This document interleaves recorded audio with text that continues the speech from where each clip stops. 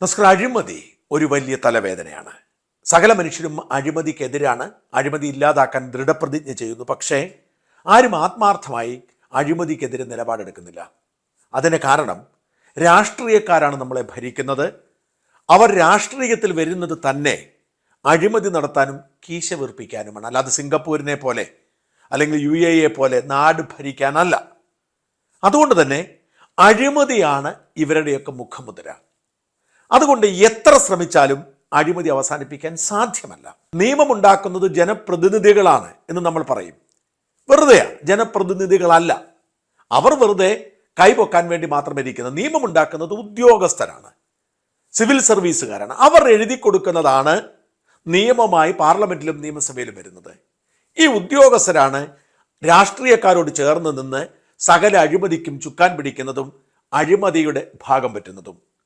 അതുകൊണ്ട് അഴിമതി ഇല്ലാതാക്കാനുള്ള ഏക വഴി ഉദ്യോഗസ്ഥന്മാർ ശരിയാവുക എന്നതാണ്. ഭൂരിപക്ഷം ഉദ്യോഗസ്ഥരും അഴിമതി ഇല്ലാത്തവരാണ്. പക്ഷെ ന്യൂനപക്ഷം വരുന്ന അഴിമതിയുള്ള രാഷ്ട്രീയക്കാരുടെ പെറ്റായി മാറുന്നവരാണ് നാട് ഭരിക്കുന്നത്, നിയമമുണ്ടാക്കുന്നത്. അതാണ് കുഴപ്പം. അതുകൊണ്ട് തൻ്റെ ഇടമുള്ള ഒരു ഉദ്യോഗസ്ഥൻ രണ്ടും കൽപ്പിച്ച് രംഗത്ത് വന്നാൽ അഴിമതി ഇല്ലാതാക്കാൻ കഴിയും. അവർക്ക് മാത്രമേ സാധിക്കൂ. അത്തരമൊരു ഉദ്യോഗസ്ഥനാണ് പ്രശാന്ത് എന്ന് പറയുന്ന IAS കാരൻ. കോഴിക്കോട് കളക്ടറായിരുന്നപ്പോൾ കളക്ടർ ബ്രോ എന്ന നിലയിൽ അദ്ദേഹം ഏറെ പേരെടുത്തിരുന്നു. അഴിമതിക്കെതിരെ സന്ധിയില്ലാ സമരം നടത്തുന്ന ആരാണെങ്കിലും മുഖത്ത് നോക്കി കാര്യം പറയുന്ന ആളാണ്. അത്തരം ഉദ്യോഗസ്ഥന്മാരെ രാഷ്ട്രീയക്കാർ പീഡിപ്പിക്കും. അവരെ വകഞ്ഞു മാറ്റി ഇല്ലാതാക്കാൻ ശ്രമിക്കും. സാങ്കേതികമായി അവരെ കൊടുക്കുക എളുപ്പമാണ്. അതുകൊണ്ട് പലപ്പോഴും അവർ ഇതിന് ഇരകളായി നിശബ്ദരാകും. നമുക്കറിയാം, ജേക്കബ് തോമസ് വിജിലൻസിന്റെ ഡയറക്ടർ വരെ ആയിരുന്നു. ഒടുവിൽ ഗതികെട്ട് റിട്ടയർമെന്റ് ആനുകൂല്യങ്ങൾ പോലും കിട്ടാതെ നടക്കും. ഇതാണ് അഴിമതിക്കെതിരെ നിലപാടെടുത്താൽ സംഭവിക്കുന്നത്. എന്നാൽ ഡെയർ ഡെവിളായ ഒരു ഉദ്യോഗസ്ഥൻ വിചാരിച്ചാൽ ഈ രാഷ്ട്രീയക്കാരെ പാഠം പഠിപ്പിക്കാൻ കഴിയും. അവർ കൃത്യമായി നിയമത്തിന്റെ വഴിയിലൂടെ ധൈര്യപൂർവ്വം മുമ്പോട്ട് പോകണം. അതാണ് പ്രശാന്ത് ഇപ്പോൾ ചെയ്തുകൊണ്ടിരിക്കുന്നത്. ഒരു വളരെ വിചിത്രമായ കാരണത്താൽ പ്രശാന്തിനെ സസ്പെൻഡ് ചെയ്തു. പ്രശാന്ത് അഴിമതി നടത്തിയിട്ടല്ല, അഴിമതിക്കാരനായ മേലുദ്യോഗസ്ഥന്റെ അഴിമതി തുറന്നു കാട്ടി ഫേസ്ബുക്കിലൂടെ പോസ്റ്റ് ഇട്ടു എന്നതാണ് പ്രശാന്തിനെതിരെയുള്ള കുറ്റകൃത്യം. എല്ലാവരും കരുതി, മാധ്യമങ്ങൾ എഴുതി, പ്രശാന്ത് ട്രിബ്യൂണലിനെ സമീപിക്കും, കോടതിയെ സമീപിക്കും. പ്രശാന്ത് അനങ്ങിയില്ല. ഞാൻ അതിനെക്കുറിച്ച് അന്വേഷിച്ചു. പ്രശാന്തിനറിയാം ഇത് നിലനിൽക്കാൻ പോകുന്നതല്ല. അതുകൊണ്ട് സസ്പെൻഷനിൽ അത്രയും കാലം വീട്ടിലിരുന്നാൽ വേറെ എന്തെല്ലാം പണി ചെയ്യാം. അത്യാവശ്യം എഴുത്തുകാരനാണ്, സമൂഹത്തിന് വേണ്ടി ചിലത് ചെയ്യാൻ ആഗ്രഹിക്കുന്ന ആളാണ്. അതുകൊണ്ട് സസ്പെൻഡ് ചെയ്തവർ അവർക്ക് തോന്നുമ്പോൾ പിൻവലിക്കട്ടെ എന്ന നിലപാടാണ് പ്രശാന്തിനുള്ളത്. അതുകൊണ്ട് പ്രശാന്ത് സസ്പെൻഷനുമായി ബന്ധപ്പെട്ട ഒരു പേപ്പറും നീക്കുന്നില്ല. സത്യത്തിൽ സർക്കാർ ഞെട്ടിപ്പോയി അവിടെയാണ്. സാധാരണ ഒരു ഉദ്യോഗസ്ഥനെ സസ്പെൻഡ് ചെയ്ത് അപ്പോൾ തന്നെ അവർ കാലിൽ പിടിച്ച് ശരിയാക്കാൻ ശ്രമിക്കും. പ്രശാന്ത് ശ്രമിക്കുന്നേയില്ല. സസ്പെൻഡ് ചെയ്തവർ ബാക്കി നോക്കട്ടെ എന്നതാണ് പ്രശാന്തിന്റെ വഴി. പ്രശാന്തിനെ സസ്പെൻഡ് ചെയ്ത് ശമ്പളം മുടക്കിയാൽ അതൊക്കെ പിന്നീട് തിരിച്ചു കൊടുക്കേണ്ടി വരും. കാരണം നിയമലംഘനം പ്രശാന്ത് നടത്തിയിട്ടില്ല. അങ്ങനെ വെറുതെ ഇരിക്കുകയല്ല എന്ന് പ്രശാന്ത് തെളിയിച്ചിരിക്കുന്നു. സകലരെയും ഞെട്ടിച്ചുകൊണ്ട് പ്രശാന്ത് IAS ഒരു ജൂനിയർ ഉദ്യോഗസ്ഥനാണ്. 10-15 കൊല്ലത്തെ സർവീസ് ഉണ്ടെങ്കിൽ പോലും വളരെ ചെറുപ്പത്തിൽ IAS കയറുന്നത് ജൂനിയറാണ്. സ്പെഷ്യൽ സെക്രട്ടറി റാങ്കിലായിട്ടുള്ളൂ. സെക്രട്ടറി ആവേണ്ടതാണ്. പ്രൊമോഷൻ കൊടുത്തിട്ടില്ല. കാരണം പിണറായി വിജയനെ കണ്ടുകൂടാ. വാട്സാപ്പ് യൂണിവേഴ്സിറ്റിക്കാരൻ എന്നാണ് പിണറായി വിജയൻ പ്രശാന്തിനെ പണ്ട് വിശേഷിച്ചു. ആഴക്കടൽ അഴിമതിയുടെ വിശദാംശങ്ങൾ പുറത്തു വന്നപ്പോൾ പ്രശാന്തിന്റെ പുറത്ത് അത് വെക്കാൻ ശ്രമിച്ചു. പ്രശാന്ത് അതിനെ സത്യം വിളിച്ചു പറഞ്ഞു. അതോടെ പിണറായിയുടെ നോട്ടപ്പുള്ളിയാണ്. അതേക്കുറിച്ചുള്ള അന്വേഷണവുമായി സർക്കാർ കുറെ നടന്നു. പക്ഷേ പ്രശാന്തിനെ കുറ്റപ്പെടുത്തുന്ന ഒന്നും കണ്ടെത്താൻ കഴിഞ്ഞില്ല. അതുകൊണ്ട് പ്രശാന്തിന്റെ മേൽ ഒരു നടപടിയും ഉണ്ടായില്ല. അപ്പോഴാണ് ഇപ്പോൾ അച്ചടക്ക ലംഘനം എന്ന പേരിൽ സസ്പെൻഡ് ചെയ്തിരിക്കുന്നത്. എങ്ങനെ പ്രശാന്തിനെ കൊടുക്കാം എന്നതിനെക്കുറിച്ച് ഗവേഷണം നടത്തുകയാണ് പിണറായി വിജയൻ. പക്ഷേ പ്രശാന്തിന്റെ കഴിവിനെക്കുറിച്ച്, പ്രശാന്തിന്റെ നീക്കത്തെക്കുറിച്ച് കൃത്യമായ ധാരണയുള്ള IASകാർ സൂക്ഷിച്ചാണ് കൈകാര്യം ചെയ്യുന്നത്. മുൻ ചീഫ് സെക്രട്ടറി ആയിരുന്ന വേണു പ്രശാന്തിന്റെ കൃത്യമായ ടാലന്റ് തിരിച്ചറിഞ്ഞ് സംരക്ഷിക്കാൻ ശ്രമിച്ചിട്ടുള്ള ആളാണ്. എന്നാൽ ഡോക്ടർ വേണുവിന്റെ ഭാര്യ ശാരദാ മുരളീധരൻ ഇപ്പോൾ ചീഫ് സെക്രട്ടറി ആയപ്പോൾ അത്തരമൊരു അനുഭാവം കാട്ടുന്നില്ല. പരാതികൾ കിട്ടുന്നതനുസരിച്ച് നടപടിയുമായി മുമ്പോട്ട് പോകുന്നു. എല്ലാവരും ഞെട്ടിച്ചുകൊണ്ടാണ് ശാരദാ മുരളീധരൻ പ്രശാന്തിനെ സസ്പെൻഡ് ചെയ്തത്. അതുകൊണ്ട് തന്നെ ഡോക്ടർ വേണുവിനോടുള്ള വിട്ടുവീഴ്ച പ്രശാന്ത് ശാരദാ മുരളീധരനോട് ചെയ്യുന്നില്ല. ചീഫ് സെക്രട്ടറി എന്ന നിലയിൽ നോട്ടീസിൽ പേര് വെച്ചിരിക്കുന്ന ഒരാൾ ശാരദാ മുരളീധരനാണ്.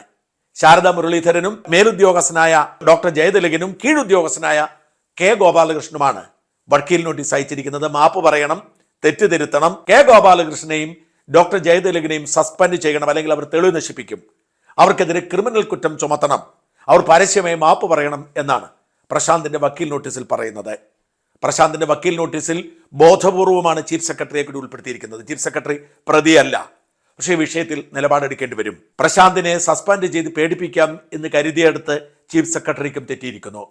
പ്രശാന്ത് രണ്ടും കൽപ്പിച്ച് മുമ്പോട്ട് പോകുന്നതോടെ സർക്കാർ കുഴപ്പത്തിലാവുന്നു. പിണറായിക്ക് വലിയ തലവേദനയാകുന്നു. ഏത് സർക്കാർ ഉദ്യോഗസ്ഥനെയും ഭയപ്പെടുത്തി സസ്പെൻഡ് ചെയ്ത് കാൽ കീഴിൽ കൊണ്ടുവരാം എന്ന പിണറായിയുടെ ധാർഷ്ട്യത്തിനെതിരെ, ധിക്കാരത്തിനെതിരെയുള്ള നിലപാടാണ്. ഇഷ്ടമില്ലാത്ത ഏത് ഉദ്യോഗസ്ഥനെയും കുരുക്കാം എന്നുള്ള ചില ഉദ്യോഗസ്ഥന്മാരുടെ ധാർഷ്ട്യത്തിനെതിരെയുള്ള നിലപാടാണ്. പ്രശാന്ത് ഉയർത്തിക്കാട്ടിയിരിക്കുന്നത് ഗുരുതരമായ കുറ്റകൃത്യങ്ങളാണ്. വ്യാജരേഖയുണ്ടാക്കുന്നു, സർക്കാർ രേഖകളിൽ കൃത്രിമം കാട്ടുന്നു, സൈബർ കുറ്റകൃത്യം നടത്തുന്നു തുടങ്ങിയ ഗുരുതരമായ ആരോപണങ്ങളാണ് അഡീഷണൽ ചീഫ് സെക്രട്ടറിയായ ജയതിലക് അടക്കമുള്ളവർക്കെതിരെ ഉയർത്തിയിരിക്കുന്നത്. അതിന്റെ തെളിവ് ഹാജരാക്കിയിട്ടുണ്ട്. ഇങ്ങനെ പ്രശാന്ത് നോട്ടീസ് അയക്കുമ്പോൾ സർക്കാർ അനങ്ങിയില്ലെങ്കിൽ, നടപടിയെടുത്തില്ലെങ്കിൽ സ്വാഭാവികമായും പ്രശാന്തിനെ ഒരു മജിസ്ട്രേറ്റ് കോടതി പോകാം. മജിസ്ട്രേറ്റ് കോടതി കേസെടുക്കാൻ പറഞ്ഞാൽ ഡോക്ടർ ജയതിലകും ഗോപാലകൃഷ്ണനും പ്രതികളാവും. മാത്രമല്ല കോടതിയിൽ വന്ന് സാക്ഷിക്കൂട്ടി നിൽക്കേണ്ടി വരും ചീഫ് സെക്രട്ടറി ശാരദാ മുരളീധരനും. അങ്ങനെ എഫ്ഐആർ ഇട്ട് കേസെടുത്താൽ ഈ വ്യാജരേഖ നിർമ്മാണത്തിന്റെ പേരിൽ അഡീഷണൽ ചീഫ് സെക്രട്ടറി അകത്തു പോകുന്ന സാഹചര്യം സൃഷ്ടിക്കപ്പെടും. ഒരുപക്ഷെ ജാമ്യമെടുക്കാം, ജാമ്യമെടുത്ത് തടവ് ഒഴിവാക്കിയെന്ന് വരാം. പക്ഷേ 2026 ഏതാണ്ട് 1.5 വർഷം കൂടി കഴിയുമ്പോൾ റിട്ടയർ ചെയ്യേണ്ട ഉദ്യോഗസ്ഥനാണ് ശാരദാ മുരളീധരൻ. റിട്ടയർ ചെയ്യുമ്പോൾ ചീഫ് സെക്രട്ടറി ആകുമെന്ന് പ്രതീക്ഷിക്കുന്ന ഉദ്യോഗസ്ഥനാണ് ഡോക്ടർ ജയതിലക്. അദ്ദേഹത്തിന്റെ കരിയറിനെ ഇത് ബാധിക്കാം. റിട്ടയർമെന്റ് ആനുകൂല്യം കിട്ടാതെ വരാം. അഴിമതി നടത്തിയതിന്റെ വിശദാംശങ്ങൾ പുറത്തു വരും. മാത്രമല്ല ഈ ഡോക്ടർ ജയതിലക് പണ്ട് വലിയ പല അഴിമതികളും നടത്തിയിരുന്നു. തന്റെ ആദ്യ ഭാര്യ അറിയപ്പെടുന്ന ഒരു IAS കാരിയായിരുന്നു. അവർ വിവാഹമോചന ഹർജിയിൽ വളരെ ഗുരുതരമായി അറസ്റ്റ് ചെയ്ത് ജയിലിൽ അടയ്ക്കാവുന്ന ചില ആരോപണങ്ങൾ ഡോക്ടർ ജയതിലകിനെതിരെ ഉയർത്തിയിരുന്നു. അതിന്റെ വിശദാംശങ്ങളൊക്കെ ലഭ്യമാണ്. രണ്ടാം ഭാര്യയെയും രണ്ടാം ഭാര്യയുടെ മകളെയും അദ്ദേഹം സർക്കാർ ഫണ്ട് കൈപ്പറ്റുന്ന ഉഡായിപ്പിന് കൂട്ടുനിന്നതിന്റെ പേരിൽ CBI കേസെടുത്തിരുന്നു. ആ കേസ് ചില ഉന്നത സ്വാധീനം കൊണ്ട് തേച്ചുമാച്ചു കളഞ്ഞു. ഞാൻ മനസ്സിലാക്കുന്നതനുസരിച്ച് പ്രശാന്ത് അതിന്റെ പിന്നാലെ ഇറങ്ങിയിട്ടുണ്ട്. മുകളിൽ നിന്നും പുതിയ അന്വേഷണം ഉണ്ടായേക്കാം. ഒരുപക്ഷെ ജയതിലക് അവിടെയും കുടുങ്ങിയെന്ന് വരാം. അതായത് CBI കേസിൽ പ്രതിയാവാം, ഇപ്പോൾ ഇവിടുത്തെ ക്രിമിനൽ കേസിൽ പ്രതിയാവാം. അങ്ങനെ പ്രശാന്തിനെ പൂട്ടാൻ വേണ്ടി വ്യാജമായ രേഖകൾ ഉണ്ടാക്കിയ ഒരു മുതിർന്ന IAS കാരനും അതിന് കുടപിടിച്ച പ്രശാന്തിനേക്കാൾ താഴെയുള്ള IAS കാരനും പ്രതിക്കൂട്ടിലേക്ക് പോകുന്നു.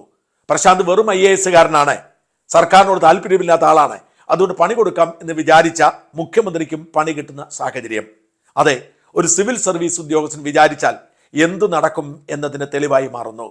പണ്ട് പ്രശാന്ത് ഇതിനേക്കാളൊക്കെ വളരെ ജൂനിയർ ആയിരുന്ന ഒരു കാലത്ത് പ്രശാന്തിനോട് പകവിട്ടാൻ ഭരത് ഭൂഷൺ എന്നു പേരുള്ള ഒരു മുതിർന്ന IAS കാരൻ്റെ അകത്ത് വന്നു. പിന്നീട് അദ്ദേഹം ചീഫ് സെക്രട്ടറിയൊക്കെ ആയിരുന്നു. ചീഫ് സെക്രട്ടറി ആയിരുന്ന കാലത്ത് പ്രശാന്ത് ആഭ്യന്തര വകുപ്പിലെ ഉന്നത പദവിയിലേക്ക്. ഈ IAS കാരുടെ പ്രത്യേകത, ഇന്ന് ആർക്കും വേണ്ടാത്തയാൾ നാളെ ഏറ്റവും ഉയർന്ന പദവിയിൽ വരാം. ഇപ്പോൾ പിണറായിക്ക് കണ്ടുകൂടാ പ്രശാന്തിനെ. നാളെ രമേശ് ചെന്നിത്തലയോ VD സതീശനോ അല്ലെങ്കിൽ K സുധാകരനോ മറ്റേതെങ്കിലും ഒരു കോൺഗ്രസ് നേതാവോ മുഖ്യമന്ത്രി ആയാൽ ഒരുപക്ഷെ പ്രശാന്ത് ആയിരിക്കും അവരുടെ പ്രൈവറ്റ് സെക്രട്ടറി, അല്ലെങ്കിൽ പ്രശാന്ത് ആയിരിക്കും ആഭ്യന്തര സെക്രട്ടറി. അത്തരമൊരു സാഹചര്യത്തിൽ പോലീസ് കേസെടുക്കേണ്ടത് ആർക്കെതിരെയാണ്, എന്താണ് എന്ന് തീരുമാനിക്കാനുള്ള കഴിവ് പ്രശാന്തിന് വന്നെന്ന് വരാം. അപ്പോഴായിരിക്കും അഡീഷണൽ ചീഫ് സെക്രട്ടറി പെൻഷൻ വാങ്ങണോ വേണ്ടയോ എന്ന് ചിന്തിക്കേണ്ടി വരുന്നത്. ഇത്തരമൊരു സാഹചര്യം ഭരത് ഭൂഷൺ ഉണ്ടായിരുന്നു. ഒടുവിൽ ചില മാധ്യമ പ്രവർത്തകരെയും മുതിർന്ന IAS കാരെയും ഒക്കെ മധ്യസ്ഥതയിൽ വെച്ച് കാലിൽ പിടിച്ചാണ് തലയൂരി രക്ഷപ്പെട്ട് പെൻഷൻ വാങ്ങിയത് എന്നാണ് റിപ്പോർട്ട്. എന്തായാലും പ്രശാന്ത് രണ്ടും കൽപ്പിച്ച് രംഗത്തിറങ്ങിയിരിക്കുന്നു.